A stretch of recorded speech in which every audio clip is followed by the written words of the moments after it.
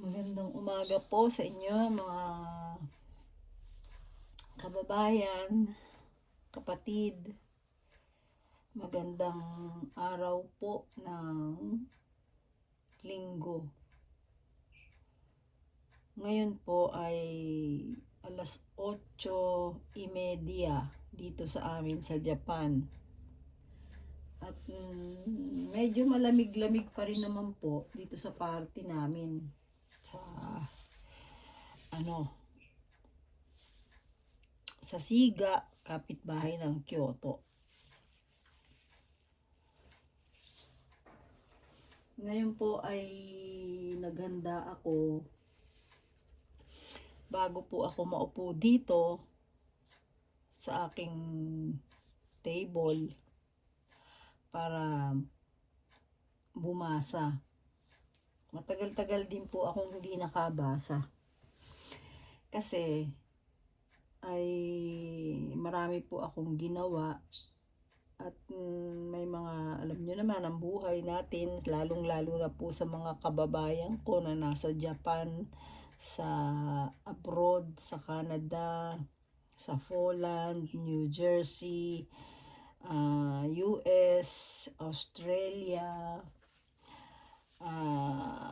kung saan-saan pa pong mga bansa.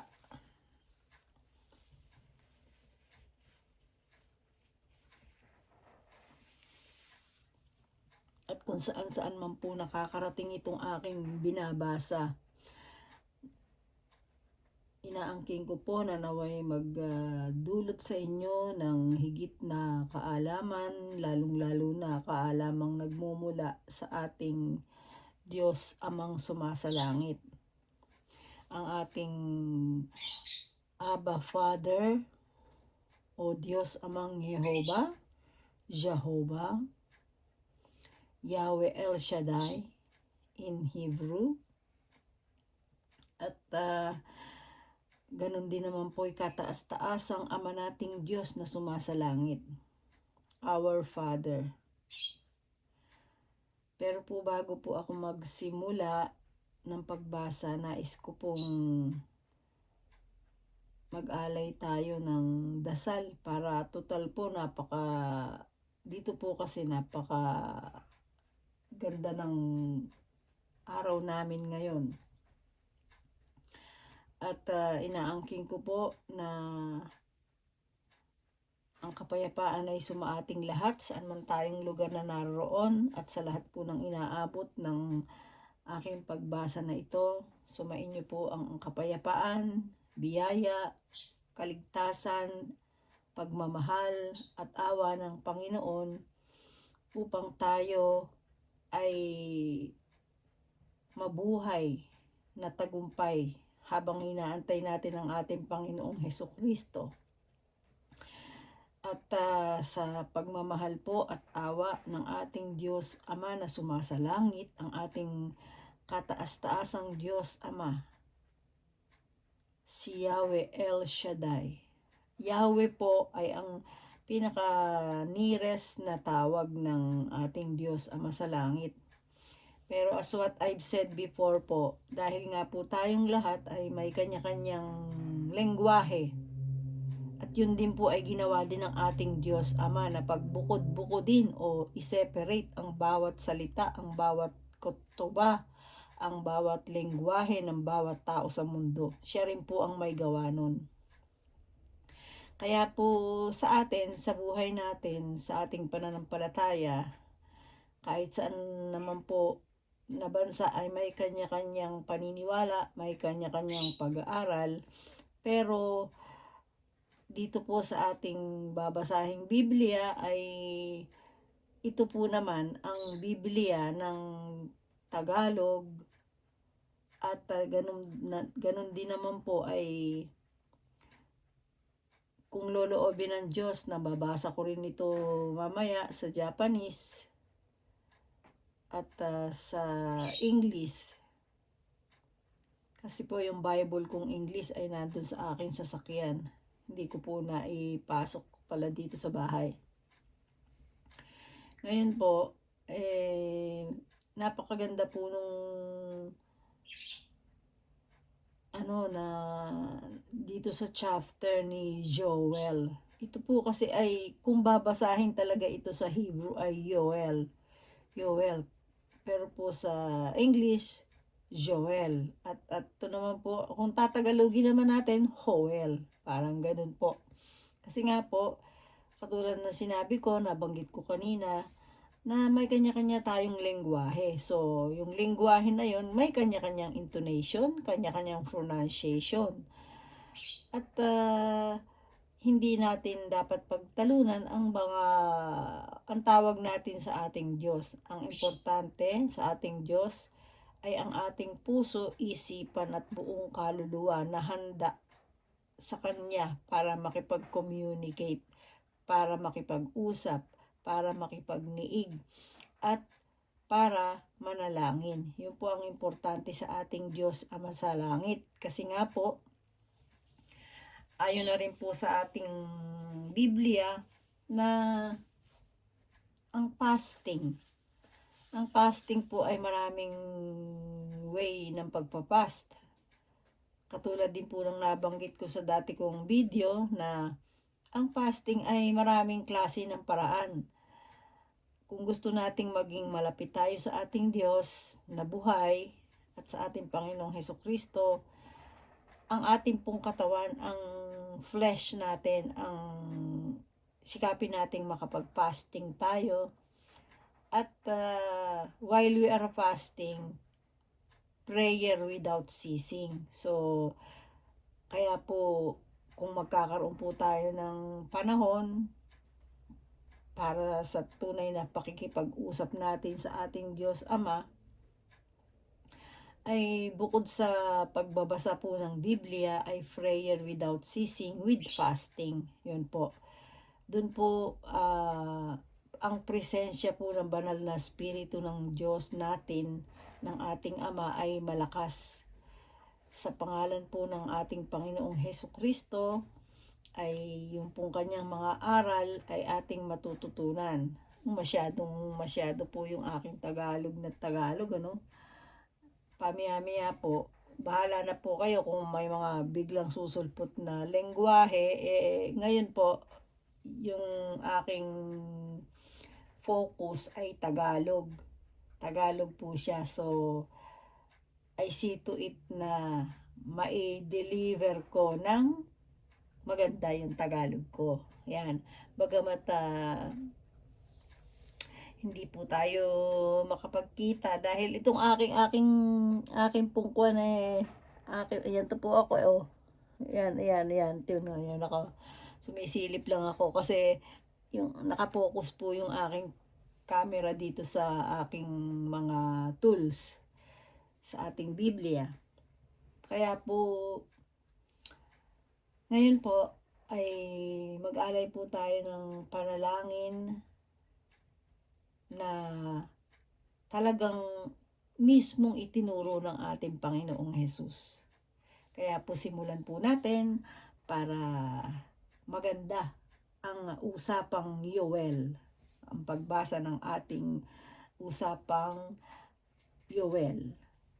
Ito po kasi si Yoel ay propeta. Propeta po siya. So, bali po, kung ayon po dito sa nasusulat sa record, si Propeta Yoel, ibig sabihin kasi propeta, Yoel. So, isa po ito sa ginamit ng ating Diyos. Yun po ang maliwanag doon. Kaya po simulan na natin. Our Father who art in heaven, hallowed be thy name. Thy kingdom come. Thy will be done on earth as it is in heaven. Ito po ang panalangin natin ay ang turo ng mismo ng ating Panginoong Hesukristo na ating dalanginin o panalangin. Our Father, which art in heaven, hallowed be thy name. Thy kingdom come, thy will be done on earth as it is in heaven. Please give us this day our daily bread and forgive us our sins as we forgive those who sinned against us. and please lead us not into temptation, but deliver us from all evildoers. O blessed Father, for thine is the kingdom, and the power, and the glory, forever and ever. Amen. At ang lahat po ay magsabi ng Amen kahit sa kanya lamang sarili na tinatanggap niyo po ang ating panalangin sa ating Diyos Ama sa langit. At sa Tagalog naman po, O Diyos Amang Banal na sumasalangit, Diyos na buhay at dakila, maraming salamat po. Ama namin, sumasalangit ka, sambahin ang pangalan mo, sundin ang loob mo dito sa lupa, gaya ng sa langit. Pakisuyo po, Ama, na bigyan mo kami ng aming kakanin sa araw na ito. At patawarin mo po nawa kami sa aming mga pagkakasala sa lahat ng bagay. Ano man ang mga pagkakasala namin na aming nagawa. At nawa po'y mapatawad din namin ang lahat ng taong mga nagkasala sa amin. At huwag nawa mo po kaming ipahintulot sa tukso at iligtas mo po kami sa lahat ng gawa ng masama.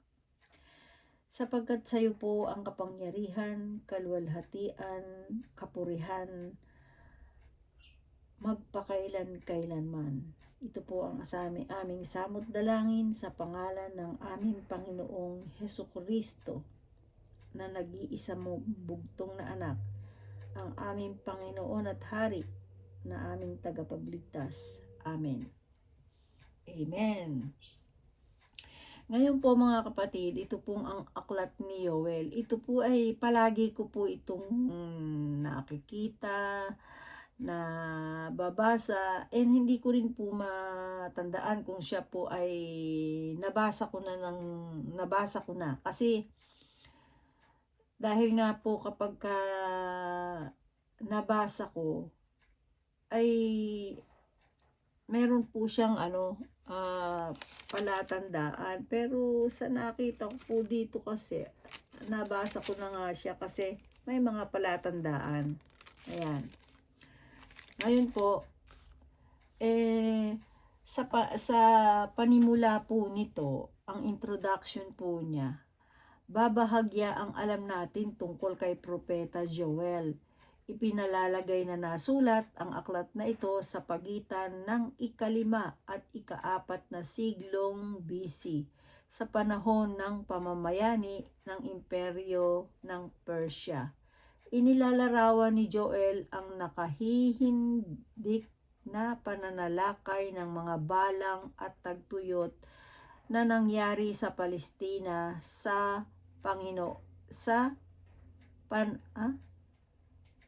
Palestina. Sa pangyayaring ito'y nakikita niya ang palatandaan ng pagdatal ng araw ng kalooban. Palestina sa panahon, kailangan na po natin gumamit ng ruler. Ayan.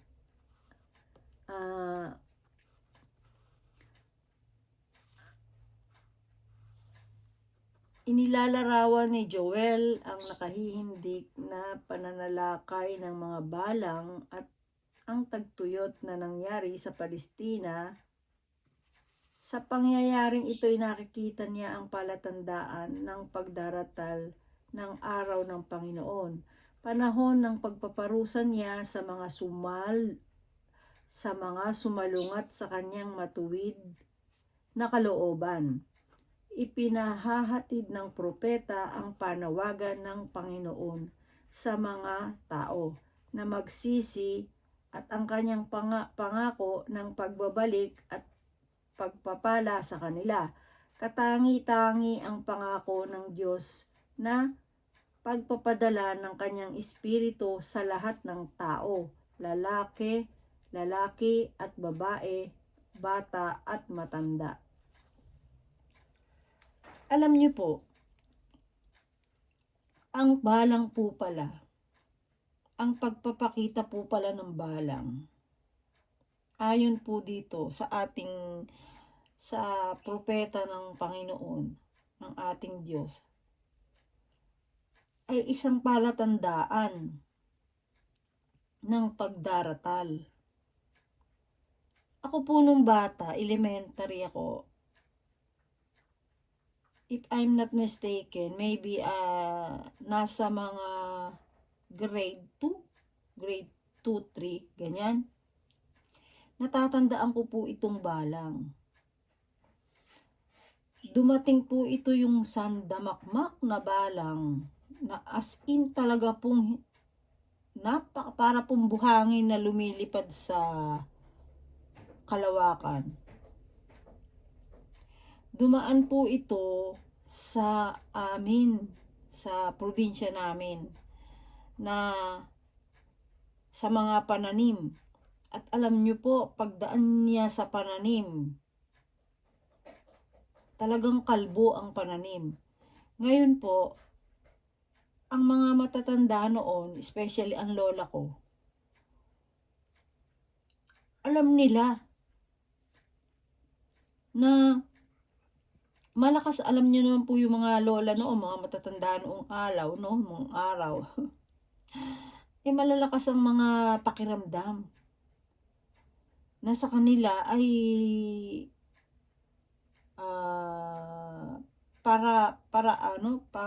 pangitain ng hindi magandang darating. Ngayon po, kung aalalahanin ko naman yun, parang sa aking pananaw, totoo ang sinasabi ng matatanda noon kasi talagang kita nyo naman, lalo kung i-recall natin ano ba ang dumating simula nang dumaan yung balang na yun sa amin, ay hindi lang naman sa lugar namin, ano po, dahil napakaraming dinaanan po ng balang na yun. Ngayon, isimula po nun, nakita mo yung mga pangyayari na hindi na maganda, lalong-lalo na sa bansang Pilipinas. At hanggang ngayon po, ganun ang nangyayari. Kaya, kung ating titingnan sa karunungang nagmumula sa Diyos, ang balang pala ay isang pangitain ng pagdating na may darating na pagpaparusa. Pagpaparusa, ayan po na susulat to. May Panginoon, sa Panginoon, inilarawan ni Joel na nakahihindik ang mga pangyayari. Ito'y nakikita niyan ang palatandaan ng pagdaratal ng kalooban ng Diyos, yung panahon ng pagpaparusa doon sa mga sumasalungat. Ngayon po, kung lahat ng tao ay nagbabasa ng Biblia, maiintindihan po nila na tunay na sumasalungat ang tao sa Diyos. Dahil unang-una pa lang napagsalungat na ng tao sa Diyos. Bagay sa ngayon po, marami nang nakakakilala, lalong-lalo na yung mga, kaya nga po sinasabi ko dati sa aking video, sa una kong video, na mas pagpasalamat tayo ng mga taong inalis sa Pilipinas. Parang tayo yung lumalabas na inalis sa Ehipto noon. Inalis ng Diyos ang mga taga-Israelite sa bansang Ehipto, na ang kanyang kasangkapan noon bilang instrumento ay ang ating propetang si Moses. Ngayon po, tayong mga nasa ibang bansa, nalalagay po sa Ezekiel po ito, nandun sa chapter ng Ezekiel. Kukunin niya ang kanyang mga anak, dadalhin niya sa mga lugar na hindi tayo ang nagpagod, hindi tayo ang nagdevelop, pero asensadong mga lugar na ating papakinabangan. Kayo po, mga kababayan na nasa ibang bansa, isipin nyo po, i-recall nyo yon. Isip-isipin nyo, i-analyze nyo. Di po ba tunay na kung maiisip natin, ang mga tao pala na Pilipino o may lahing Pilipino na napunta sa mga bansang improbado, developed, ay yun ay kalooban ng Diyos. Dahil nakita niya ang inyong mga puso at isipan. Pero ayon po dun sa Ezekiel, yung mga taong kukuhanin niya na iyon ay kasi nasusulat din po doon dahil nga ang bayan niya ay sumalungat sa kanya, yung una niyang bayan. Kaya kahit anong oras, ibig sabihin ng ating Diyos Ama sa langit, anytime na gustuhin niyang gumawa ng panibagong bayan, gagawin niya. So, tayo pong mga naalis ng Pilipinas, napatira sa iba-ibang bansa, sa iba-ibang lugar, isa tayo po sa pinagpala ng Diyos. Isa tayo sa tinatawag niya. Bakit? Kasi kinuha niya tayo. Pero po, may babala din siya doon. Kung maintindihan niyo po at gusto niyong intindihan, ito po yung nasa chapter na Ezekiel. Sa Biblia, ano po? Nakalagay din po doon ang babala ng Diyos na kung tayo'y napunta sa mga bansang dinala niya sa atin at tayo'y lumabag, sumuway sa kautusan niya, ibabalik din tayo sa bansang pinanggalingan natin.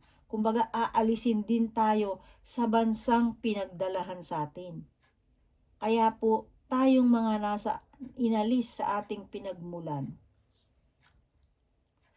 wag na po tayong sumalungat sa ating Diyos. Kasi, kaya niyang kunin anytime ang mga ibinigay niyang pagpapala sa atin at ibinigay niyang lugar para sa atin. Ngayon po, kaya ko po nasabi yan dahil po dito sa nabasa natin na sa aklat ni Joel. At nakalagay din po dito, katangi-tangi ang pangako ng Diyos na sa pagpapadala ng kanyang espiritu sa lahat ng tao, lalaki at babae, bata at matanda. Yan pong pagpapadala niya ng banal na espiritu na yan ay simula pa noon hanggang ngayon nangyayari po yan. Yan po ang katotohanan. Kaya po, makikita nyo po, kung tayo magbabasa ng Biblia or makikinig ng Biblia, malalaman po natin kung sino-sino yung mga tao na mayroong banal na espiritu na namamahala. Kaya po, ito po, ang introduction pa lang po yung sinabi ko, na binigyan ko ng pagpapatunay. Kaya po, tayo mga kababayan kung nasa iba-ibang bansa, magbalik loob tayo ng mabuti sa ating Diyos, Ama na sumasalangit. At ipamuhay natin ang lahat ng aral ng ating Panginoong Hesukristo. Yan po ang pinakamaganda at the best natin gawin. Ngayon naman po, ang contents po nitong Joel, maiksi lang po kasi ito Ang salot na mga balang, ang panunumbalik ng kasaganaan, ang araw ng Panginoon.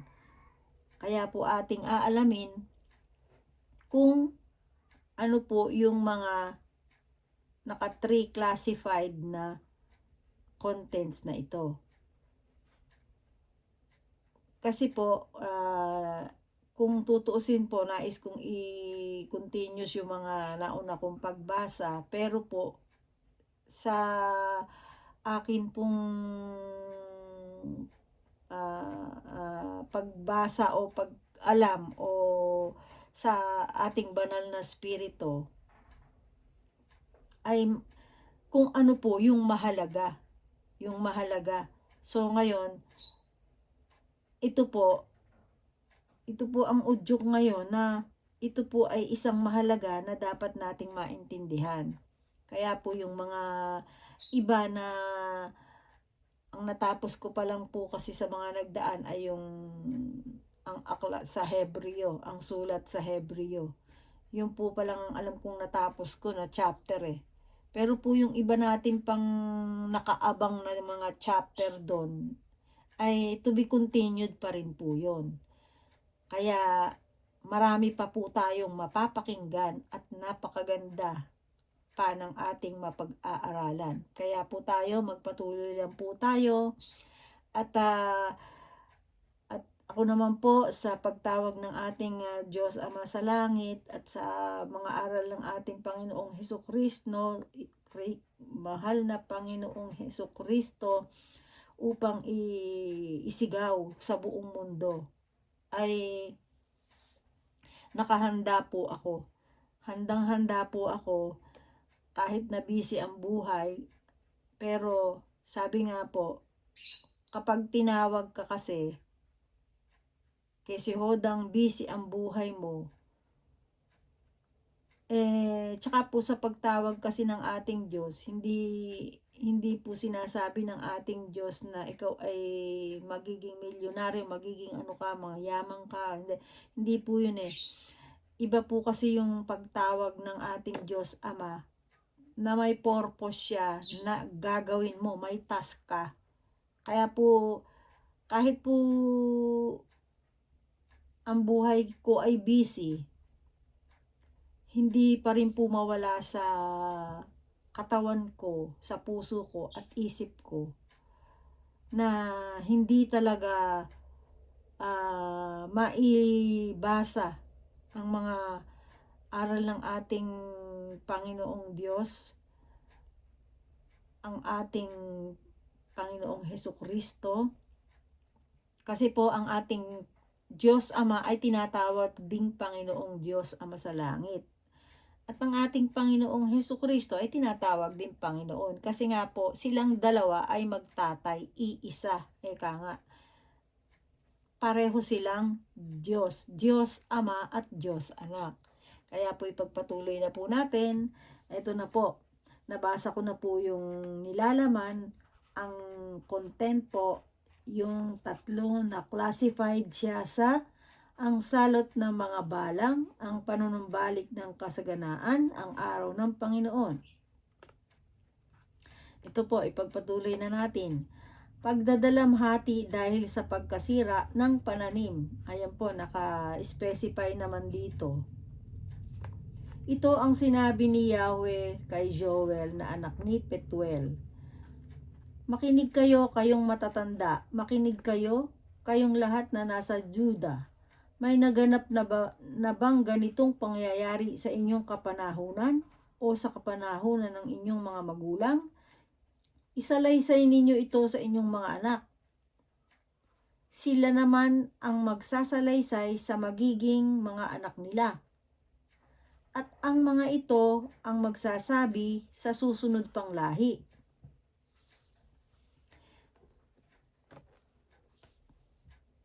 Ang pinagsawaan ng malalaking tipaklong ay kinain ng mga balang. Ang naiwan na mga balang ay nilamon ng mga luktong. At ang anumang natiray sinimot ng mga uod. Gumising kayo at tumangis kayong mga maglalasing. Ayan po nakalagay Kailangan pala natin talaga itong isalaysay. Isalaysay ninyo ito sa inyong mga anak. Ayan po ang bilin dito Sila naman ang magsasalaysay sa magiging mga anak nila. At ang mga ito ang magsasabi sa susunod pang lahi. Ayan po. Umiyak kayo mga manginginom sapagkat wala ng ubas na magagawang alak. Sinalakay ng makapal na balang ang aking lupain. Sila'y mapangwasak at di mabilang. Matatalas ang ngipin na parang leyon. Sinira nila ang aking ubasan at sinalanta ang mga puno ng igos.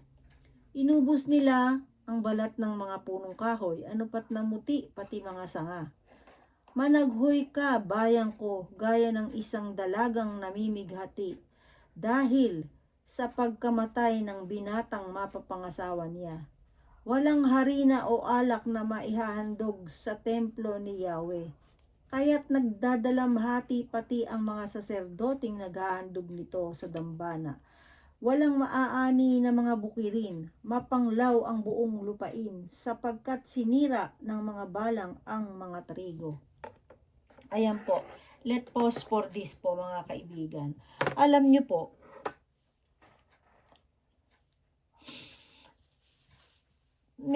ang Diyos po nating Ama sa Langit, pag may dumadating na ano pa tawag doon? Paggutom, paghihirap, o pagdaratal, kapighatian, ayun. Meron po siyang mga pangitaing ibinibigay.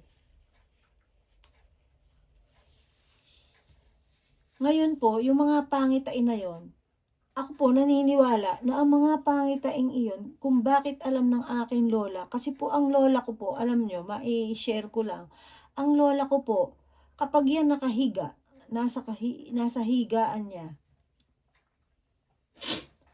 either Bible o ano po ba yun? Pasyon, yung libro po ng pasyon. Either pasyon o libro ng pasyon o Biblia ang binabasa niya. At ano po ako dun ha, hanga ako sa lola ko, 90 na. Ang linaw pa ng mata ha. Tignan niyo po ngayon ang henerasyon natin, ang ating generation. Oh.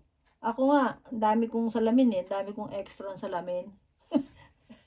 Lalong-lalo na po ito para mabasa. Kasi po, 20 years ago, pag galing po ako sa trabaho ko panggabi, bago po talaga ako matulog, nagbabasa pa ako ng Bible. Pero dahan-dahan, napansin ko, parang pati cellphone ko, parang lumalabo yung paningin ko. Hanggang sa, sabi nga, may paraan di po ba? O magsalamin tayo para mas malinaw. Para yung kagustuhan ng kaaway ng Diyos at kaaway din naman natin ay hindi magtagumpay. Kasi kagustuhan ng kaaway ng Diyos na hindi natin mabasa ang Biblia. Marami namang paraan ng Diyos na ibinibigay sa kanyang mga anak. Kaya po eto, nagbabasa tayo, nakasalamin nga lang. Diba? Ayan tingnan nyo ako nakasalamin. Ngayon po, kaya po sa atin, bali po ang ating Diyos, Ama sa Langit, bago siya magbigay ng mga paghihirap, marami po siyang ibinibigay na warning.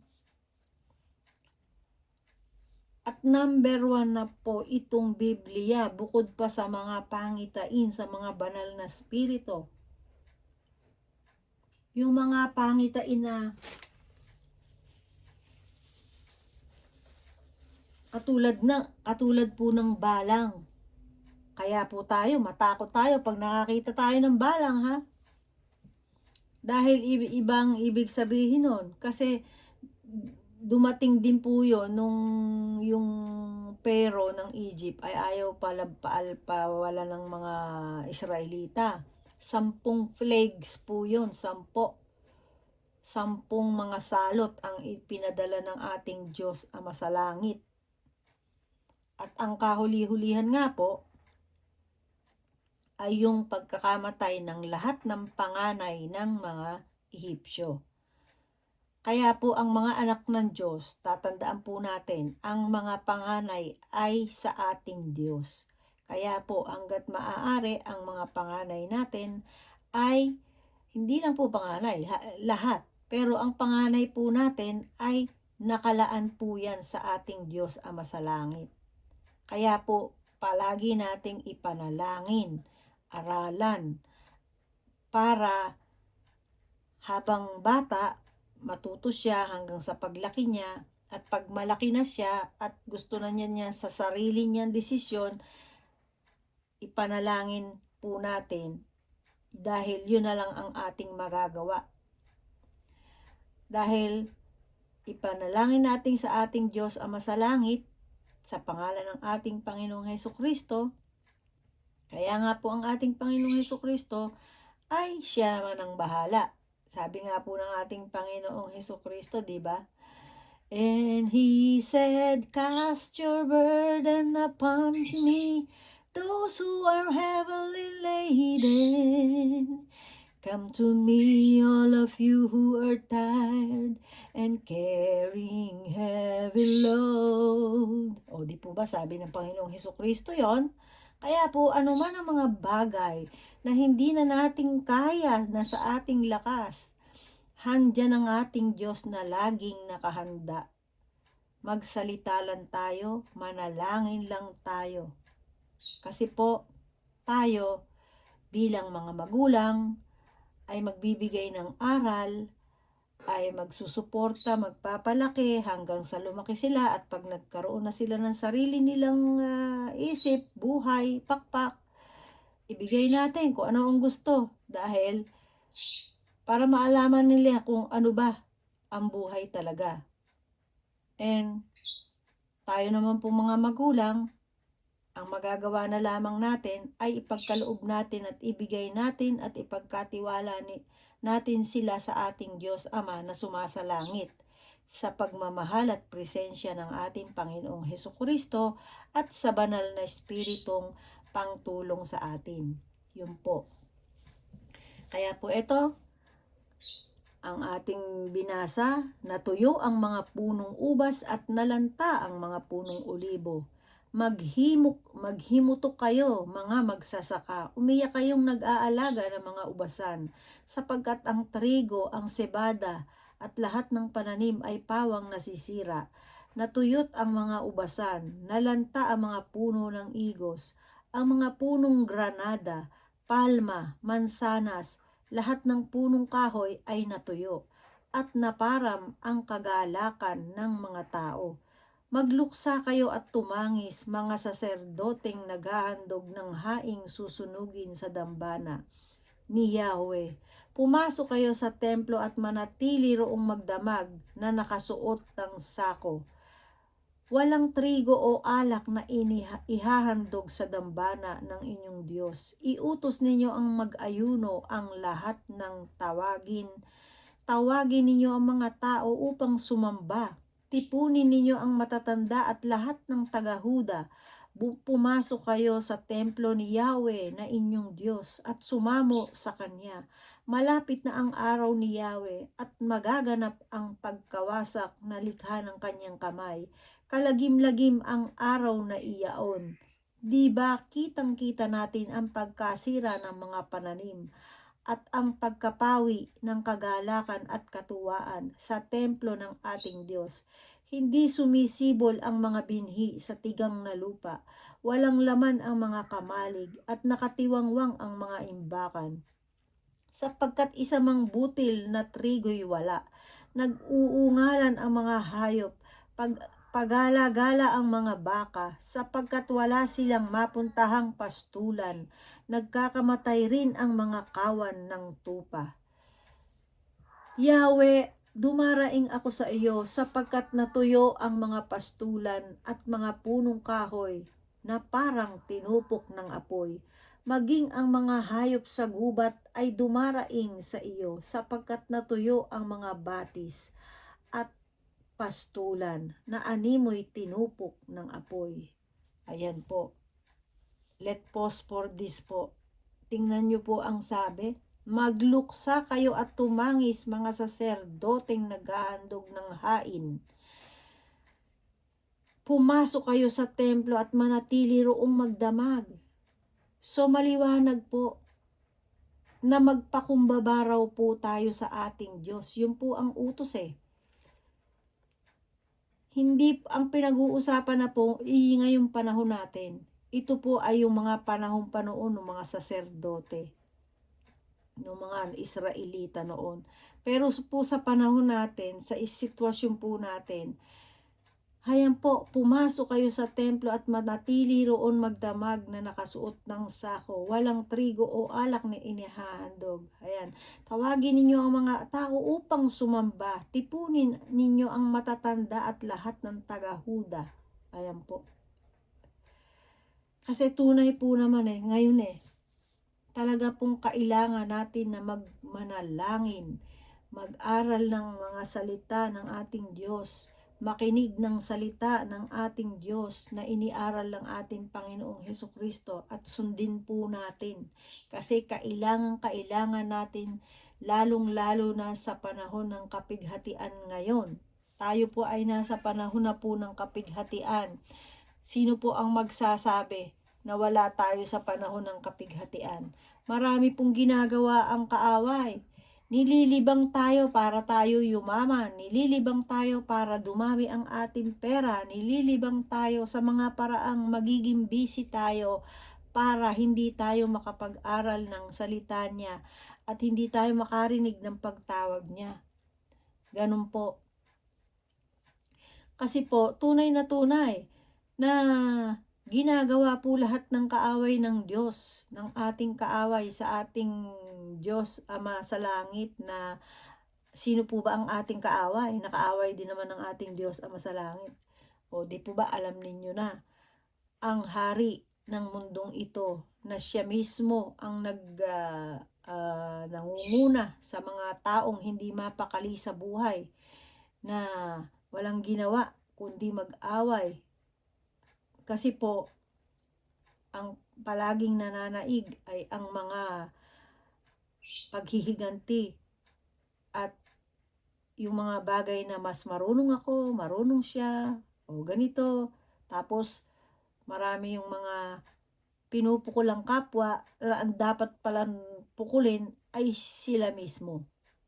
Yan, marami pong ganyan ngayon. Kaya po tayo, na tao ng Diyos, wala tayong pwedeng magawa kundi ang magmakaawa, magpakumbaba at manalangin sa ating Diyos na dumating nawa ang kaharian niya.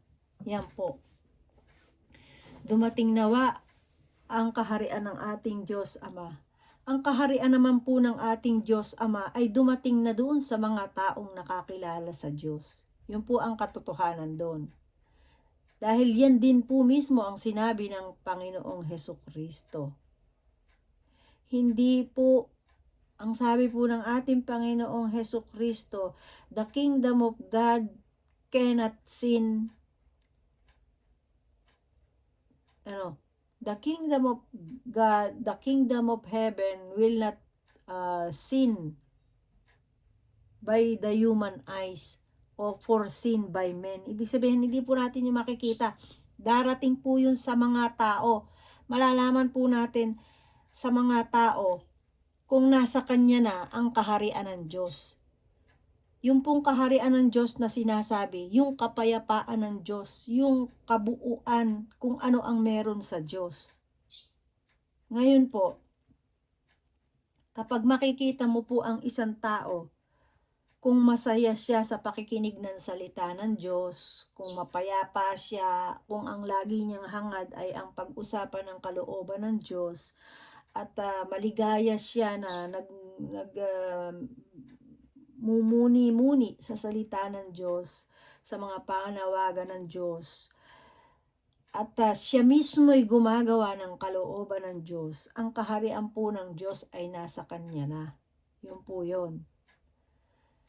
Pero po, ang hindi pa na natin nakikita or nararanasan ngayon, yung pong the second coming ng ating Panginoong Hesukristo. Kasi pag dumating na po yung second coming ng ating Panginoong Hesukristo, yun na po yung maglalaglagan ng bituin, hindi magbibigay ng liwanag ang araw at ang buwan. Yun po ang pangitain. At magdidilim ang mundo. Yun po ang nakalagay na sign ng pagdating ng ating Panginoong Hesukristo. Yung mismong niya, kasi makikita siya ng buong mundo na sumasaalapaap.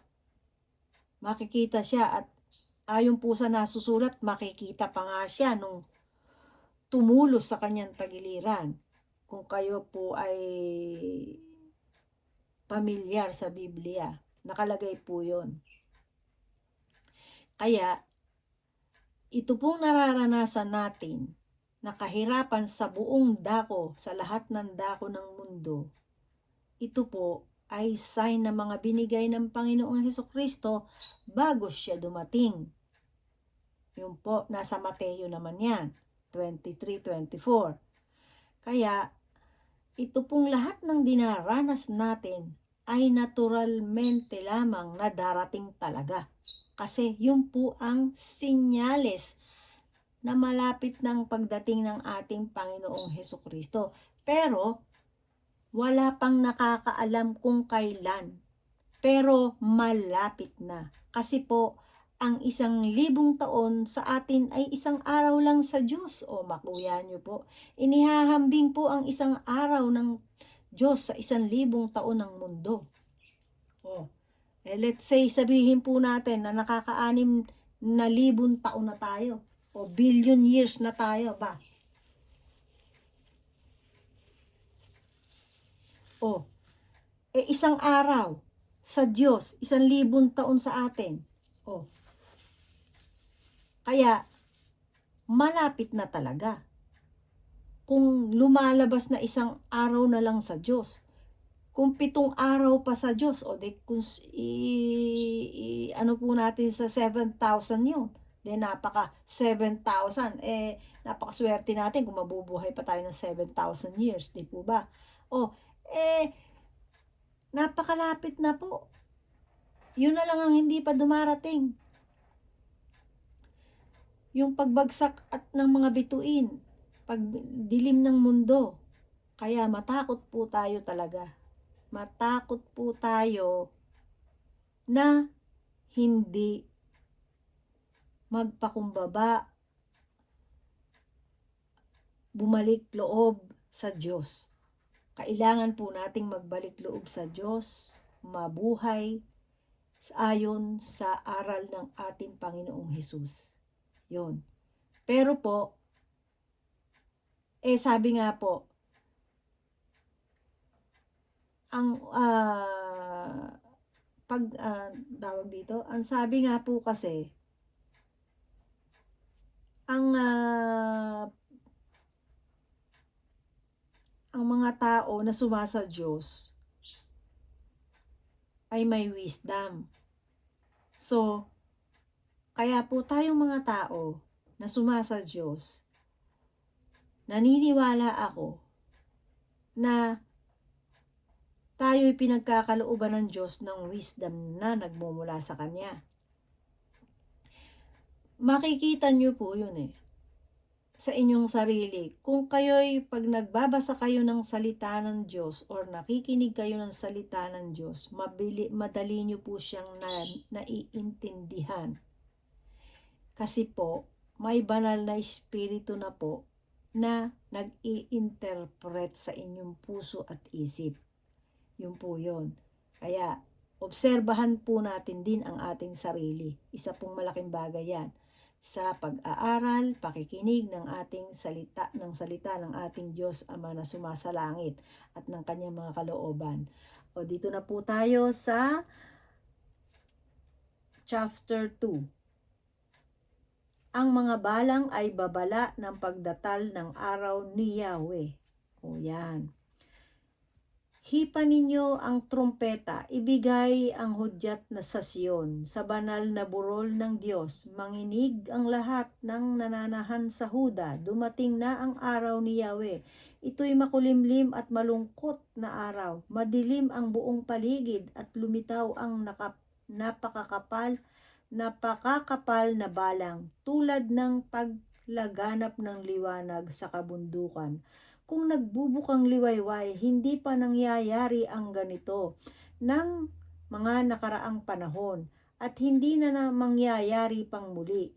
Nilalamon nilang tulad ng apoy ang mga halaman, parang halamanan ng Eden ang lupain bago sila dumating. Ngunit naging malungkot na disyerto ng kanilang iwan. Wala silang itinira. Animoy mga kabayo ang anyo nila, parang mga kabayong pandigma kung sila'y tumakbo. Kapag dumaraan sila sa ibabaw ng mga bundok, ang ingay ay parang dumaragasang karwahe, parang tuyong damo na nilalamo ng apoy.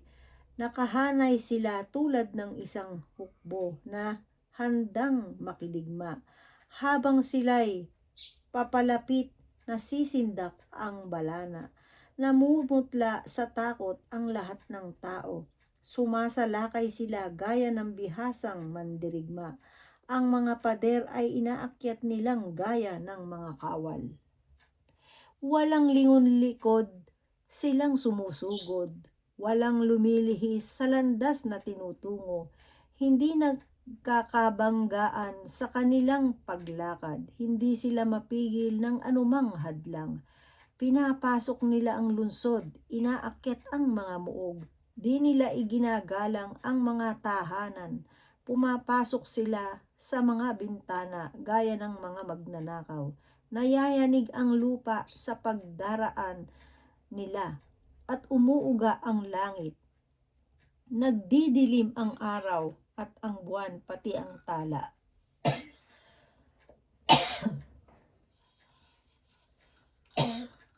Excuse me po.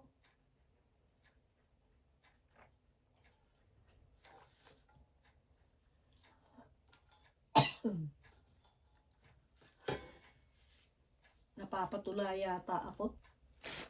Napapatula ako eh. Parang hindi naman nakakatuyot ng lalamunan. Ano po? Pag tumula ka, kailangan may luya palagi.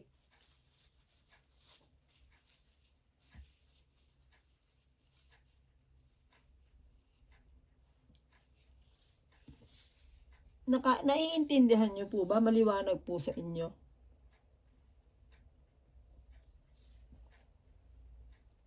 Nayayanig ang lupa sa pagdaraan nila at umuuga ang langit. Nagdidilim ang araw at ang buwan. Pati mga tala at bitui ayaw ng magliwanag. Parang kulog ang tinig ni Yahweh kung mag-utos sa kanyang hukbo. Ang mga pangkat na tumatalima sa kanya ay marami at makapangyarihan. Nakapangingilabot ang pagdating ng araw ni Yahweh. Sino ang makatatagal? Yan. Alam niyo po, bago po kasi dumating yung, kaya po sa mga anak ng Diyos na alam ng kalooban ng Diyos, magsasaya sila sa pagdating ng Panginoong Hesukristo. Bakit po kamo? Kasi po pagdating ng Panginoong Hesukristo, doon na po mangyayari na will caught up in the sky. Yun na po yung sinasabing iaangat tayo sa alapaap. Sasalubungin natin ang Panginoong Hesus. Kasi kaya po yung nakikita nyo mga reenactment, ba tawag doon? Yung mga pinapakita sa YouTube. Although hindi naman siguro ganun style, pero halos kaparehas po. Kung i-imagine niyo po yung will caught up in the sky na makakasalubungin natin ang Panginoong Hesus. Yun po ay yung lahat ng sumunod, lahat ng tumanggap sa ating Panginoong Hesukristo, lahat ng nagbago, lahat ng umalis sa pagkakasala at lumuhod, nagpakumbaba sa ating Diyos Ama sa langit at namumuhay ng ayon sa kalooban ng ating Ama sa pamagitan ng mga aral ng pagsunod sa mga aral ng ating Panginoong Hesukristo. Yun po yung mga taong yun. At kaya po tayo ay siguradong kasama doon. At hopefully, siguraduhin nyo pong kasama ko na kayo. Kasama ko kayong lahat na aangat sa lupa, paputungong alapaap sasalubungin ng ating Panginoong Hesukristo. Yan po. At sa atin pong mga panawagan, ito na po, nakalagay po dito.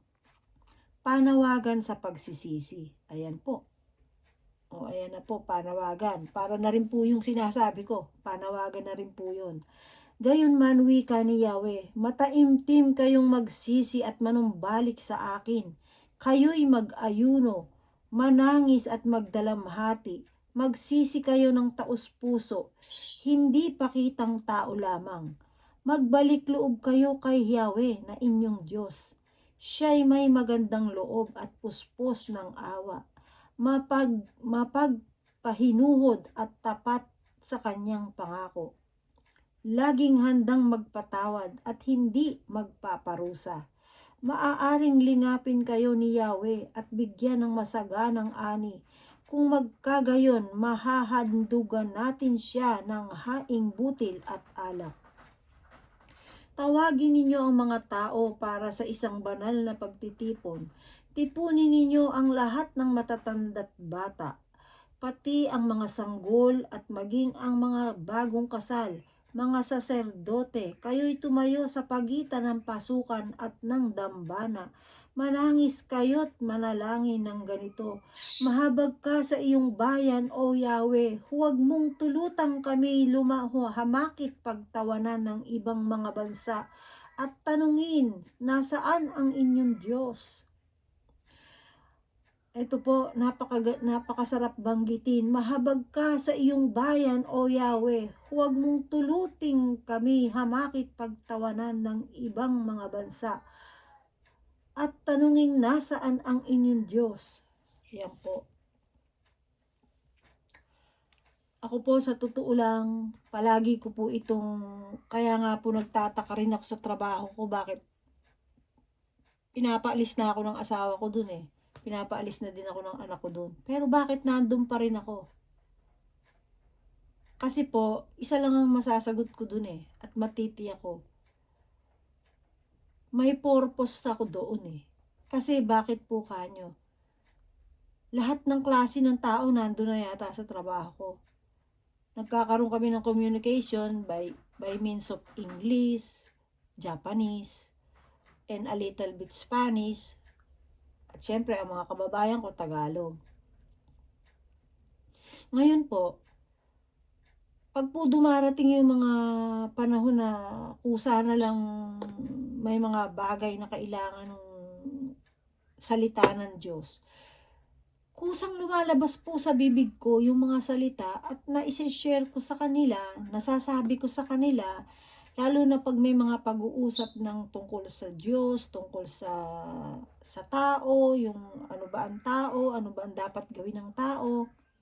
Kaya po, ayun, yun lamang po ang tanging sagot ko sa kung bakit hanggang ngayon nandun ako sa trabaho na yun.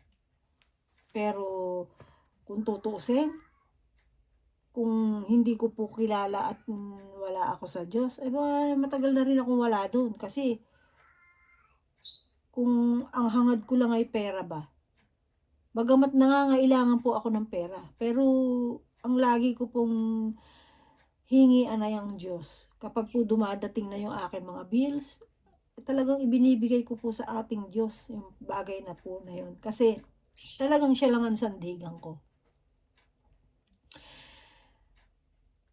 Kasi wala naman akong sandigan na tunay na hindi magrereklamo. Kasi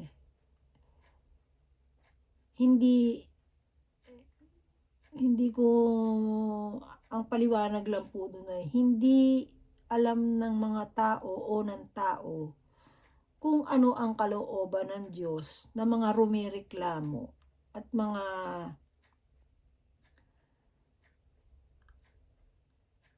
mga nagbibigay sa akin ng payo. Minsan binibigyan ako ng payo. Parang alam yung katotohanan, parang alam ang nasa puso at isip ko. parang alam ang kalooban ng Diyos, hindi ko na po pinapansin yung mga yon. At hindi ko na po iniisip kung ano man ang gusto nila, kung sila ay nagrereklamo, walang problema po doon. At nakita ko naman po sa akin simula noon, na kapag ako'y humingi ng isang bagay na tulong, ay hindi po ako nagpapabaya na kung magagamit ko ang oras niya, babayaran ko siya. At kung meron akong ipagagawa sa kanya, babayaran ko yung panahon na naiano niya. Ngayon, kung wala na akong pambayad, wala na rin ako maasahan. Yun ang nakita ko. Kaya, ngayon po, talagang sabi ko nga sa ating Diyos Ama sa langit, tama ka po Ama sa sinabi mo. Kasi po sinabi ng Diyos sa Isaya, huwag kang magtiwala sa tao. Kahit mismong angkan mo, magtiwala ka sa Diyos. Kasi ang isip ng tao ay nagbabago. Tunay naman ang isip ng tao nagbabago. Kapag ka dumadating yung punto na inaakala ng tao na kayang-kaya niya na, at alam na niya ang lahat, parang ganun ba? Ako po yung tao na simulat sa pool, kahit sabihin mong may nalalaman ako. Hindi ako umaarte ng mas magaling pa sa ibang tao. Ginagawa ko lang po kapag talagang kailangan na gawin ko. Kung walang ibang tao magtuturo, ako magtuturo. Ganun po. Pero kung alam kong nakikita sa paligid ko maraming teacher, sige bahala na kayo dyan. Yun po. Kasi mahirap po kasing magturo kapag maraming teacher. Kasi siyang kanya-kanyang feeling nila, kanya-kanyang kakayahan yan. Ganun po yun Kaya po ako, pag talagang kailangan at wala talagang magtuturo, dun lang ako nagtuturo. Kaya po ako, hindi po ako yung tao na porke marunong ka, porke matalino ka, porke meron ka, porke kaya mo na, magaling ka pa sa kamag-anak mo, magaling ka pa sa kapatid mo, magaling ka na sa magulang mo. Hindi po ako ganon. Wala po akong nalalaman dahil ngayon ang aking buhay, ang aking araw-araw na buhay ay sinasaalang-alang ko't ipinagkakatiwala ko lamang sa Diyos. Yun po yun. Kaya basta ang akin po sa araw-araw, maghanap buhay ka, kapag yasumi ka, mag-off ka, tapos harapin mo yung gawain mo sa bahay, harapin mo yung mga obligasyon mo, harapin mo yung mga dapat mong gawin, at ito pong gawain ko sa Diyos. Yun po ang aking buhay. Kaya po, sa totoo lamang, tama po ang ating Diyos Ama sa lahat ng kanyang sinasabi. Kaya po ito, ang sabi ng ating Diyos, ito po kasing Biblia at kalooban at salita ng Diyos ay ginawa na po ito libu-libong taon pa. Bago pa 2,000 taon nang nakaakyat ng langit ang ating Panginoong Hesukristo. Kaya po ang nakalagay po dito, bago pa rin po bumaba ang ating Panginoong Hesukristo, isinulat na po ito ni Moses at ng mga propeta pang ginamit ng ating Diyos Ama sa pamagitan ng banal na Espiritu at sa pagkilos ng ating Panginoong Hesukristo. Kasi po, hindi pa man po bumababa ang ating Panginoong Hesukristo noon para tubusin niya ang mundo, ang tao, isa na rin po siya sa nakakausap ng mga propeta noon. Sa pamagitan ng inaakala po ng mga propeta natin, ang ating Diyos Ama sa langit, ang ating pong Diyos Ama sa langit ay maraming paraan kung paano niya kakausapin ng tao. Kaya po, ang ating Panginoong Hesukristo sinabi niya mismo sa mga Israelita noon. Kasi nga sabi ng mga Israelita, sino ka ba? Kabata-bata mo pa? Tapos sasabihin mo na kilala mo si sino ba yun? Kilala mo si Abraham? Kasi po yung sinabi ng Panginoong Hesukristo, before Abraham was born, I am. Sabi po ng Panginoong Hesukristo yon.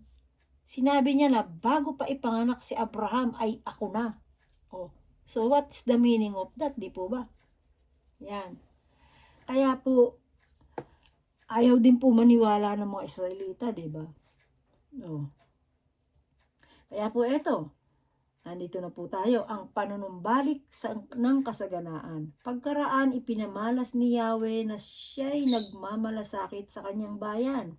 Ganito ang kanyang tugon, bibigyan ko kayo ngayon ng butil, alak at langis, upang kayo'y mabusog. Hindi na kayo hahamakin ng ibang bansa.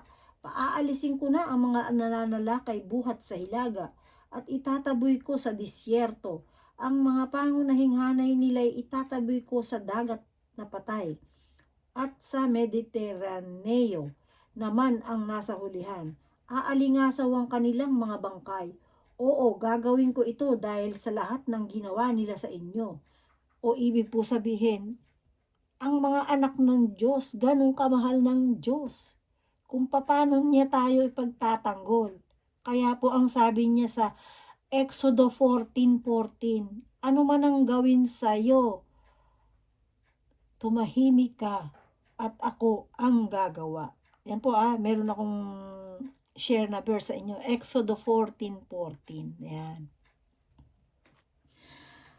Paalisin ko na ang mga nananalakay buhat sa hilaga at itataboy ko sa disyerto ang mga pangunahing hanay nila. Itataboy ko sa dagat na patay at sa Mediteraneo naman ang nasa hulihan. Aalingasaw ang kanilang mga bangkay. Oo, gagawin ko ito dahil sa lahat ng ginawa nila sa inyo.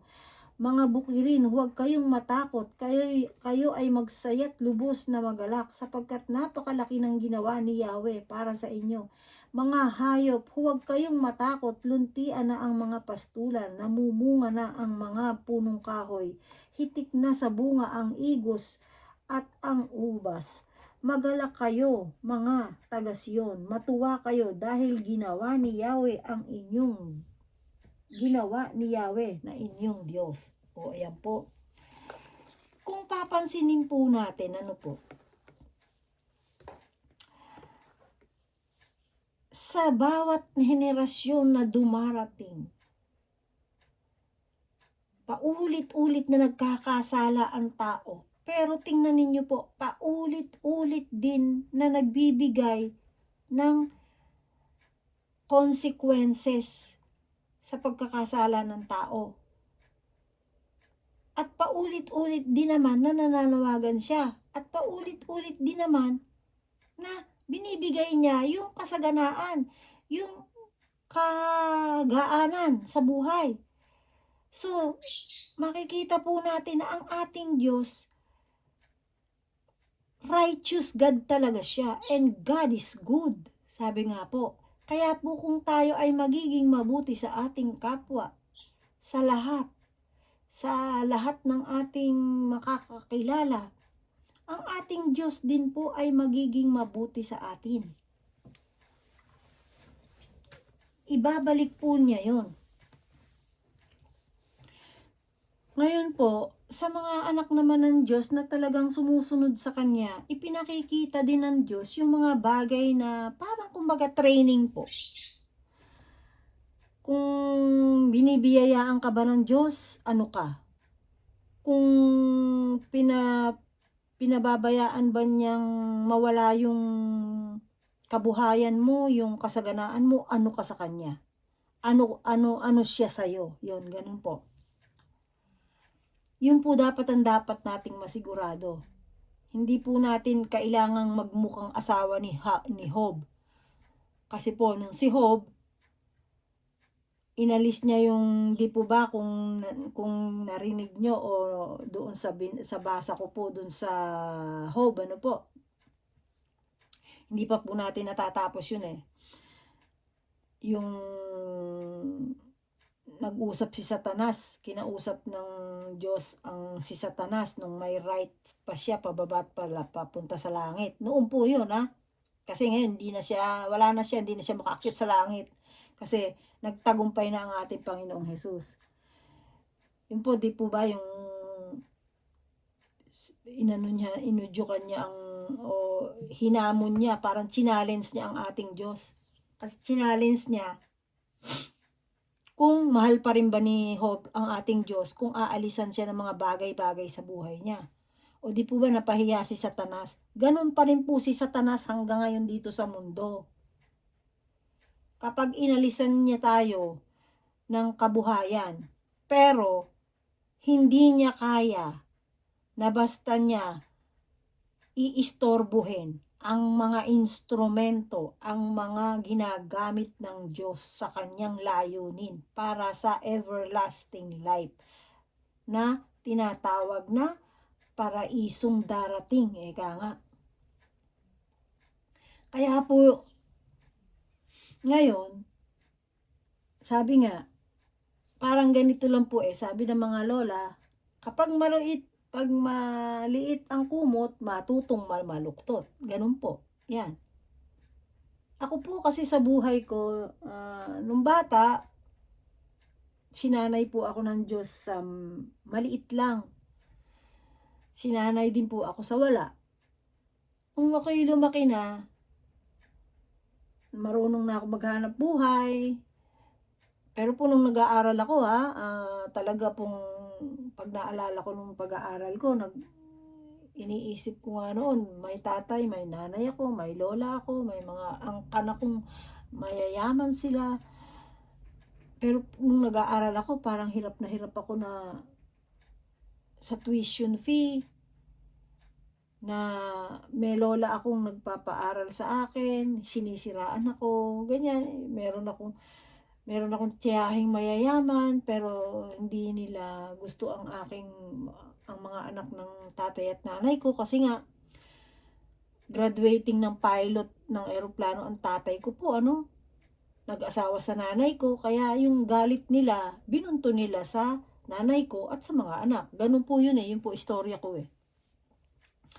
Kaya po dumating sa punto na nung nag-aaral ako, kaya doon ko po malalaman na nare-realize o naaalala ko po ngayon na paano ko po nalagpasan yun. Ngayon, although hindi naman ako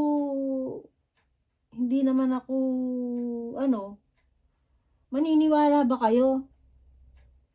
Nag-aaral po ako sharing na-share po ito ng kabutihan ng Diyos Nag-aaral po ako nung high school.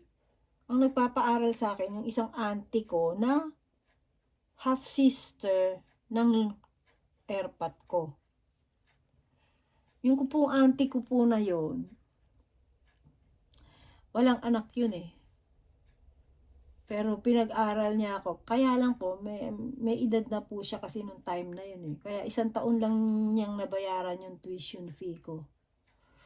Tapos, hindi ko na po elaborate lahat yun. Pero, ang gusto ko pong idiin, yung, alam niyo po bang, pumapasok ako ng school 3 days, walang kainan. Pero, hindi po sa pagmamalaki, top pa rin po ako sa klase namin. Yun po ay, nung nag-aaral pa ako, yung pong, sabi nga po, yung karunungan ng mundo ay kamangmangan sa Diyos. Kaya po yung karunungan na sa mundo, naalala na lang natin. Imagine nyo po, ina-analyze ko nga po yun ngayon Pumapasok ako, pero 3 days, pero lagi pa rin akong top sa aming klase. Sa amin pong klase marami pong matatalino nung panahon ko, ang daming matatalino sa batch namin, tsaka sa GDAI po namin, sa year namin, maraming matatalino. Ako po sa class namin. Tapos po, ang pinagtataka ko kapag inaalala ko ngayon, kalooban din pala ng Diyos yun. Na kahit pala hindi yun po ang isa sa binibigay kong proven, ano po, na kahit ang tao pala, kahit hindi kumakain, patunay na ang aral ng ating Panginoong Hesukristo na man cannot live by bread alone. Yun po, di po ba, kung naririnig nyo po yan sa mga kung naririnig nyo po yan sa church nyo, ganyan, yan po ay isang pagpatunay kasi hindi ako kumakain pero ako diretso ako ng pag-aaral kasi number 1 ko po kasi talaga studies eh. Yan po ang una kong gusto sa buhay ko, study. Pangalawa, kanta. Pangatlo lang yung dance. Pero po number 1 ko, studies ko. Pero kung alin yung number 1 ko, yun po yung hirap na hirap ako noong time na yun. Ngayon, sabi ko nga po, naranasan ko pa nga yung magtutuition fee ako. Imagine mo, hindi ko po matandaan kung ako po yata yun ay 13, 14, 15 years old. Lumuwas po ako ng Manila, ng Quezon City. Hahanapin ko yung kuya ko kasi magtutuition fee ako. Imagine mo po yun, lumuwas ako ng talagang hindi ko nga mo maubos maisip eh. Mas kabisado ko Manila, Quezon City, Makati eh, sa buhay ko po, kaysa sa probinsya ko. Ngayon, naalala ko yun, gahanap ka ng tuition fee. Pero, iisipin mo, yung angkan mong pinagmulan, ganun. So, doon ko po naintindihan kung bakit. Kasi, yung pala ay training ng Diyos para sa akin. Kasi, bago pa lang ako ipanganak, nasa sinapupunan pa lang ako ng aking nanay, naka-form na kung anong gagawin ng Diyos sa akin. At eto na nga po yun, ginagawa ko na. Hindi ko pa nga lang po nawa 100%. Kasi nga po, kaya hindi ko naman 100%.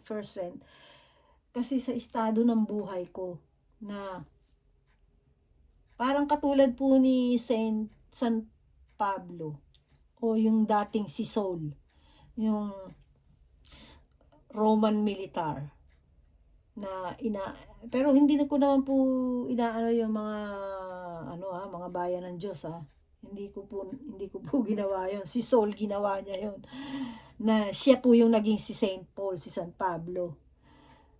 Na nung binulag siya ng Panginoong Jesus, di po ba? Kung natatandaan niyo rin po ba yon sa sa mga nakasulat sa Biblia po yon. Binulag siya dahil gagamitin siya ng ating Panginoong Hesukristo para sa kanyang plano sa mga taga-Gentile. Yung mga Gentile tayo yon. Ngayon, kaya po, si Paul po, nagsikap po siya. Kasi po si Paul naman, si San Pablo naman, binata. So, single.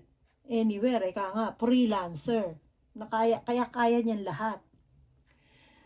Sa katayuan ko po, may mga obligasyon po akong naririto sa buhay ko na to. Sabi nga po, kung ayaw na natin sabi nga po ni San Pablo, kung ayaw natin sa buhay natin dito sa mundo, umalis na tayo dito sa mundong to. Ganun po. Kaso may mga tayo po, may purpose ang Diyos sa atin, kaya nananatili pa rin tayo dito sa mundo. Ayun. Kaya po, sabi nga, dito, sabi nga ng Diyos sa atin, magbalik loob tayo sa Kanya.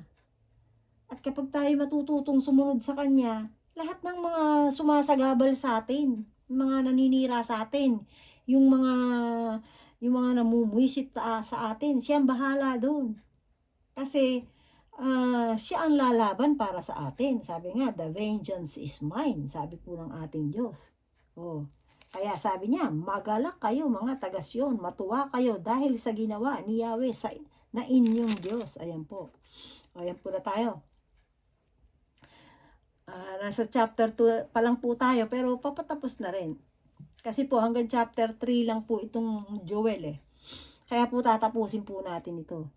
Pinaulan niya sa taglagas at sa taglamig, at tulad ng dati, uulan din sa tagsibol. Mapupuno ng ani ang mga giikan, aagos ang alak at langis sa mga pisaan. Ibabalik ko ang lahat ng nawala sa inyo nang kayo'y pinsalain ng katakot-takot na balang. Ako ang nagpadala ng hukbong ito laban sa inyo. Tingnan nyo ha, pansinin nyo po, take note. Ako ang nagpadala ng hukbong ito laban sa inyo. So, ibig sabihin, binibigyan tayo ng Diyos ng mga bagay na magiging makapag-iisip-isip tayo. Ganun po yun eh. Na makapag-iisip-isip tayo na tayo'y magpakumbaba talaga tayo sa ating Diyos dahil mayroon lamang na iisang Diyos na makapangyarihan sa lahat, na siya pong mismo ang tanging may karapatan lamang at may kakayahan, may kapangyarihan. Yan po. Magkakaroon kayo ngayon ng saganang pagkain at kayo'y mabubusog. Pupurihin ninyo si Yahweh na inyong Diyos na gumawa ng mga kahanga-hanga bagay para sa inyo. Hindi na muli pang kukutyain ang aking bayan. Kaya nga, mga taga-Israel, mapagkilala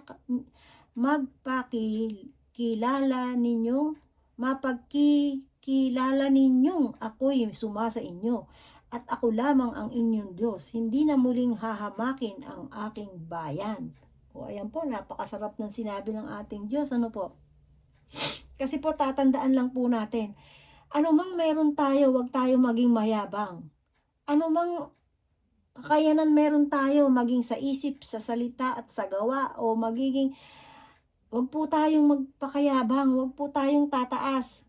Tumaas man ang posisyon natin, wag tayong tataas, wag tayong magiging mapangmaliit sa ating kapwa. Ako po sa aking kaisya, yan po kaya po galit sa akin kaya po inaayawan ako ng mga shine or ng mga leader doon. Kasi po, ako po, nagsasabi ako sa taas, sa opisina, kung ano yung nararapat na may yung mga pambubuli po ba. Sinasabi ko po doon na kung galit sila sa tao, wag nilang isama sa pambubuli sa pamagitan ng trabaho. Yun po. Isa po yun, alam ko naman. Pero kaya po, ako malakas ang loob. Kasi, sabi nga po ng ating Diyos, huwag tayo aayon sa masama. At kung ano yung pwede nating gawin, sabihin natin. Pero, syempre, kasama natin ang Diyos na gagawin yun. Yun po ay isasama natin ang Diyos sa bawat bagay na ating sasabihin na dapat na gawin para makabuti sa lahat. Hindi lang po sa atin. Ano po? Kasi po, kapag tayo po ay kung ano meron tayo, nakaangat tayo ng konti, yumabang na tayo sa kapwa. Nakaangat tayo ng konti, yumabang na tayo sa ating kamag-anakan. Nakaangat tayo ng konti, yumabang na tayo sa ating mga kasamahan. Hindi po dapat yun. At kahit po hindi lang sa kamag-anak, kahit sa pamilya, kahit sa magulang, wag na pong aanuhin natin yon. Wag po nating iisipin na mas marunong tayo sa ating magulang, mas marunong tayo sa ating lola, lolo, tatay, nanay. Wag po nating iisipin yon. Dahil yon ay ayaw na ayaw ng Diyos.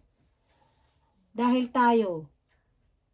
kahit hindi tayo kinalinga ng ating magulang, may Diyos na kumakalinga sa atin. Tatandaan po natin yan.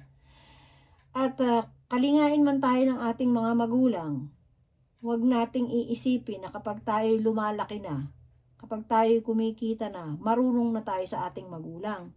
Dahil hindi natin pinagdaanan ng ating magulang. Hindi natin pinagtagumpayan ang ating magulang. Hindi natin dinanas ng ating magulang para tayo makalaki, para tayo gabayan, para tayo dalhin sa buhay nila.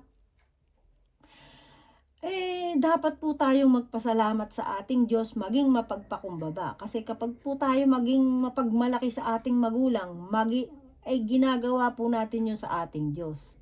Kasi ang sabi ng ating Diyos, lahat ng ginagawa mo sa iyong kapwa ay ginagawa mo sa akin. Kung masama ka sa kapwa, ginagawa mo sa kapwa mo, sa ating Diyos yun. Kung madamot ka sa ating kapwa, nagdadamot ka sa Diyos. Kung ikaw ay mayabang sa kapwa, nagmamayabang ka sa ating Diyos. Kasi hindi po pwedeng mayabang ka sa kapwa, pero pakitang tao ka sa Diyos. Hindi po pwede yon. Dapat po parehas. Kasi ang ating God is righteous God. Alam niya kung nagyayabang ka sa kapwa mo, nagyayabang ka sa ibang tao, nagyayabang ka sa magulang mo, nagmamalaki ka sa magulang mo, nagmamalaki ka sa lola mo. Alam po ng ating Diyos yan. Hindi po natin pwedeng ipagmalaki yan sa Kanya. Alam po niya lahat yan. Dahil lahat po ng ginagawa natin sa tao ay ginagawa natin sa Kanya. Kaya wala po tayong pagmamalaki sa Diyos. Kaya ang mangyayari po nun, magiging bibigat. Bibigat ang biyaya ng pagdating ng Diyos sa atin. Gusto man niyang ibuhos, ay mahirap pumasok sa ating buhay. Ako po sa aking buhay, masasabi ko, dinanas ko na halos lahat. Naranasan ko na magkaroon ng mawala ng pera, dumami ang pera, mawala ng pera, magkaroon ulit ng pera, dumami ang pera. Naranasan ko na po yan. Kasi po, ako po, ang wish ko na lang po talaga ngayon, at ang sinisikap ko na nga lang po ngayon na talagang ibinibigay ko sa Diyos, ay kung ano yung mga obligasyon ko sa buhay ko naman ngayon. Kasi po hindi ko po inaasahan na ang tao. Ang akin pong inaasahan ay ang ating Diyos. Yun lang.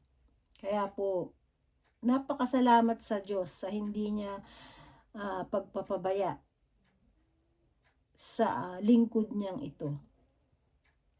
Kaya po, ito po, ang nakasuad naman po sa susunod kong babasahin. Ang Espiritu ng Diyos ay pinagkaloob. Ayan. Ito po ang napakasarap na isa sa biyaya ng Diyos, sa totoo lang. Pagkatapos nito, ibubuhos ko ang aking espiritu sa lahat ng tao. Isasaysay ng inyong mga anak ang aking mga salita. O ayan. Ano po ito? Isasaysay ng aking anak ang aking mga salita. Oh, 'di ba? Sari-sari ang mapapanaginip ng matatandang lalaki at makakakita ng mga pangitain ang inyong mga kabataang lalaki. Sa panahong iyan, ibubuhos ko ang aking espiritu pati sa mga alipin, lalaki't babae. Oh, 'di ba? Ayan po. Ma-share ko po, alam nyo, bago po ako nagseryoso dito, talagang nakipag one-on-one ako sa ating Diyos. Walang tulog. Prayer and fasting po ako. Sa pakikipag-usap ka sa Diyos, sa madaling araw. Ay, naku po, sa totoo lamang po, maniniwala kayo. Maniwala kayo, believe it or not. Pero pinagalaw ng Diyos ang bituin. 2 bituin, pinagalaw niya. Kaya po ito po ay totohanan kong sinasabi sa inyo. At nagbigay po sa akin ng palaisipan yung bituing 2 na gumalaw. Nung una, akala ko nga aeroplano lang kasi pag aeroplano, di po ba pumipika-pika yun? Na iba't ibang kulay. So, syempre, akala ko isang aeroplano, dahil isang diretso, no? Pero po ba, yung bituin na yon, nakita ko naka-stay po siya, bago mangyari yon, naka-stay siya. Oh. Tapos, hindi pa yun. Alam ng Diyos na may tanong ako sa isip ko. Tapos, yun namang katabi rin bituin na yon, lumakad din. Oh. Yan sharing ko po yan. Ito po yun, katunayan. Pagkatapos nito, ibubuhos ko ang aking espiritu sa lahat ng tao. Isasaysay ng inyong mga anak ang aking mga salita. Sari-sari ang mga mapapanaginip ng matatandang lalaki at makakakita ng mga pangitain ang inyong mga kabataang lalaki. Sa panahong iyon, ibubuhos ko ang aking espiritu, pati sa mga alipin, lalaki't babae. Yan. Yun po ang isang pangitain kong nakita. Ito na po tayo sa susunod. Mga babala sa pagdatal ng araw ni Yahweh. Magbibigay ako ng mga babala sa araw na yaon at ito'y makikita sa langit at sa lupa. Dadanak ang dugo, magkakaroon ng apoy at makapal na usok, magdidilim ang araw at ang mga buwan ay pupulang animoy dugo. Bago dumating ang nakatatakot na araw ni Yahweh, ngunit lahat ay hihingi ng tulong kay Yahweh ay maliligtas. Gaya ng kanyang sinabi, may mga taong makapangungubli sa bundok ng Sion at sa Jerusalem. Yaong mga pipiliin ni Yahweh ay makaliligtas. Praise God. Amen. Hallelujah. Glory to God in the highest. In the name of our Lord Jesus Christ, our Savior. Yan po. Ang ganda, no? Nakakapanayo ng balahibo. Ito na po, nasa chapter 3 na tayo. At last na po ata ito sa Joel. Last na nga po. Ang paghatol sa mga bansa. Pagsapit ng araw na yon, pasasaganain kong muli ang Huda at ang Jerusalem. Titipunin ko ang lahat ng bansa at dadalhin sa kapatagan ng Josaphat. Doon ko sila hahatulan ayon sa ginawa nila sa aking bayan. Pinangalat nila sa iba't ibang bayan ang mga Israelita at pinaghati-hatian ang aking lupain, ang Israel. Nagsapalaran sila upang malaman kung kanino mapupunta ang mga bihag. Ipinagbili nila ang mga bata bilang mga alipin upang ibili ng alak at ibayad sa panandali ang aliw. Ano ang binabalak ninyong gawin kayong mga taga-Tiro, Sidon at Pilistia? Binabayaran ba ninyo ako bilang kapalit ng isang bagay? Kung gayon, dagli kayong gagantihan. Kinuha ninyo ang aking pilak, ginto at mga hiyas at dinala sa inyong mga templo. Binihag ninyo mga mamamayan ng Huda at Jerusalem at ipinagbili sa mga Griego. Pauuwiin ko na sila mula sa mga dakong pinagtapunan sa kanila at ang inyong namang mga anak ang ipinagbibili ko sa mga taga-Huda at ang inyo namang mga anak ang ipagbibili ko sa mga taga-Huda upang ipagbili sa mga Sabeo. Iyan ang sinabi ni Yahweh. Ipahayag mo ito sa mga bansa. Humanda kayong makipaglaban. Tawagin ninyo ang mga mandirigma. Tipunin ninyong lahat ang mga kawal at pumarito kayo. Gawin ninyong tabak ang inyong mga araro. At gawing sibat ang mga panggapas. Pati ang mahihina ay makipaglaban, pumarito kayo agad. Lahat ng bansang nakapaligid at magtipon kayo sa kapatagan. O Yahweh, ipadala mo ang iyong makapangyarihang hukbo. Kailangang humanda ang mga bansa at magtungo sa kapatagan ni Josaphat.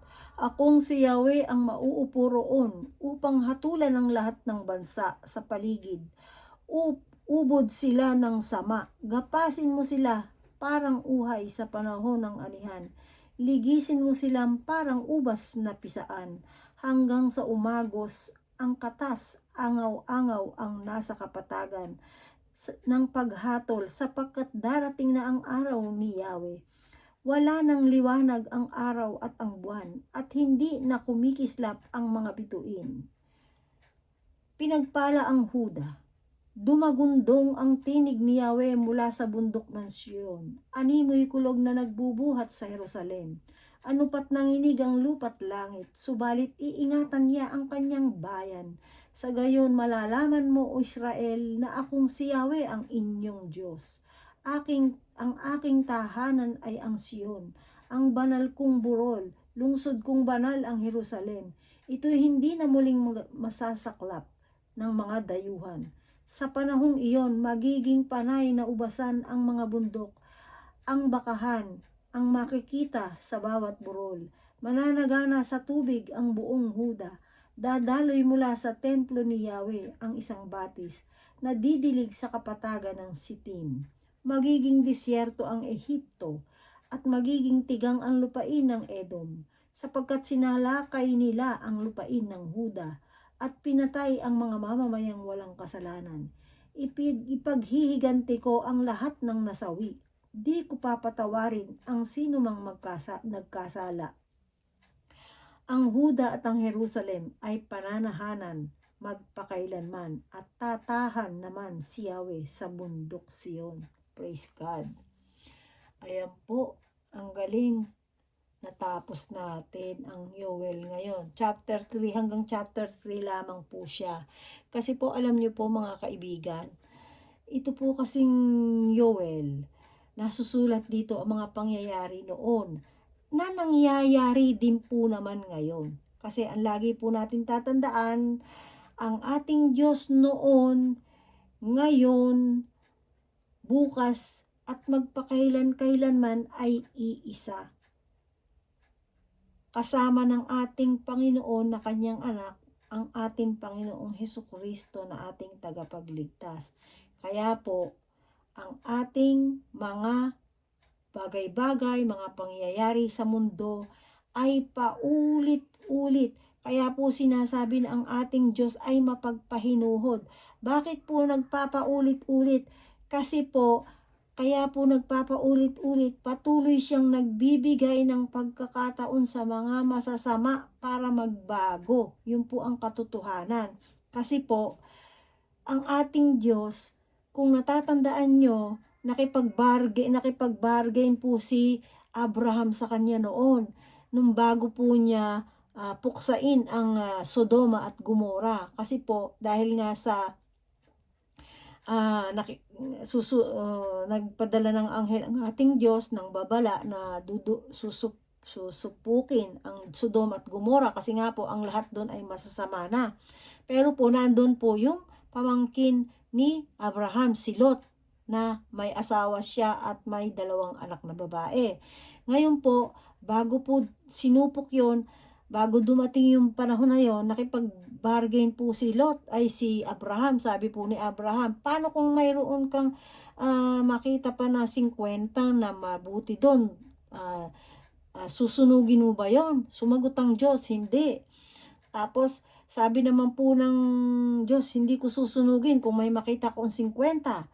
Tapos sabi po ni Lot, kung 40, hindi ko pa rin susunugin kung may makita ko 40. Kung 30, kung 20, kung 10, hindi pa rin daw pupuksain ng ating Diyos kung may makita siyang ganon. Kaso, wala nga 10. Ang angkan lang ni Lot, ilan lang po yon? 4 lang. Kaya po, yung pong bargaining ni Abraham at ng ating Diyos ay nangyari po na nasunog ang Sodom at Gomora kasi nga wala po doon sa binanggit ng ating ninunong si Abraham. Kasi ang natira lang po mabuti ay ang pamangkin ni Abraham, si Lot, at ang pamilya nito, 4 lang po yun. No? Ngayon, pinadalan po si Lot ng anghel para para sunduin ng mga anghel. At yun nga po ay sinabi ng mga anghel na lumabas kayo, pag alis niyo dito, huwag kayong lilingon dahil kayo ay magiging asin. Di po ba matigas ang ulo ng asawa ni Lot? Lumingon siya. Ayun, kaya naging asin siya, kaya 3 na lang. Si Lot na lang at saka yung 2 niyang anak na babae. Na yun nga po ay yung 2 babae na yun dahil wala nang angkan si Lot, ay nilasing po nila yung kanilang tatay para magpatuloy ang kanilang lahi. Kasi nag-usap yung 2 magkapatid na babae kasi wala yung nanay nila tapos wala yung tatay nila na lang. So ngayon ay nag-usap yung 2 magkapatid na para magtuloy ang kanilang lahi. Pero yun po, hindi lang din naman po yun kuha ng ano ng magkapatid. Yun naman po pinahintulutan din ng Diyos kasi mabuting angkan at bayan ng Diyos ang angkan ni Lot. So kaya po, para magpatuloy, yun po, dadating po tayo sa ano na yan, sa punto na yan. Babasahin ko rin po yun. Maririnig nyo rin po yun, kayo na mga hindi pa nakakaalam nun tungkol doon. At kung gusto nyo pa rin pong marinig, babasahin po natin yung ano na yon, yung mga party na yon, yung mga chapter na yon. Kaya po, ang natira na nga lang po doon, yung si Lot at saka yung dalawang magkapatid na babae. At yun po, yung ang kanon ay yun po yung mga ano na Edomita, yung pinuntahan po yun ni Moses yung lugar na yon nung siya ay umalis sa Ehipto, yung lugar na yon. Bale, pupunta po tayo doon, babasahin din natin yon at maririnig nyo rin po yon. Kaya po yan, kaya ko po nabanggit naman ito ngayon sa huling parte nito ng ating video dahil nga po sa ang Diyos natin, tinitingnan niya kung may 50, may 40, may 30, may 10 na mabubuting tao. Kasi dahil po, kapag merong ganon, ay hindi po niya basta-basta ginugunaw o sinusupok ang bawat lugar, ang bawat lugar dito sa mundo. Kapag nakikita niya yung mga tao niya, yung mga anak niya, kapag may nakita siyang anak na 50 pa doon, 40 pa doon, hindi niya basta-basta susupukin doon. Kaya po, makikita nyo na ang pagliligtas ng Diyos ay righteous. Kaya po, tatandaan po natin, kasi po, sa akin po, lalong-lalo na po dito sa Japan, napakarami po dito na anak ng Diyos. Napakarami po ditong sumasamba at sumusunod sa kalooban ng Diyos, lalong-lalo na po dun sa unang utos.